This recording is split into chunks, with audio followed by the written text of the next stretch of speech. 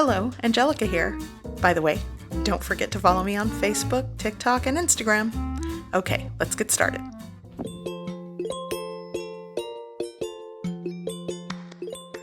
Not long ago, I did a carniceria style red marinade for meat, and you guys requested the yellow marinade or the lemon pepper marinade. So here we go. I'm going to do a half recipe today, but I'll give you the full recipe ingredient list below. You'll want to start with some chicken, 3 pounds for a full recipe. Here I'm adding some cooking oil. I'm going to add some garlic powder, onion powder. I'm also going to be adding lemon pepper. And to help give it that yellowish color, I'm going to add some Sazon, and this is the saffron Sazon. And again, I'm making a half recipe, so I'm not adding the full packet.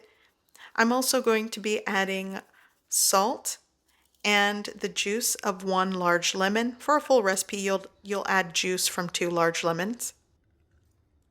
I'm also going to add some cracked black pepper. And with clean hands, I'm going to mix. Once this is combined, I'm going to marinate it at least for several hours overnight for best results. So here I've preheated my pan. On a high heat, I'm going to add some cooking oil. And now I'm going to add my marinated chicken. I let it marinate for about 2 to 3 hours. And I'm just going to let it cook and brown for about 2 to 3 minutes on the first side. And after about 2 to 3 minutes on the first side, I'm going to flip it over to the second side. And once it's all flipped over, I'm going to cover with a lid, lower the heat, and I'm going to let my chicken cook for about 15 to 20 minutes.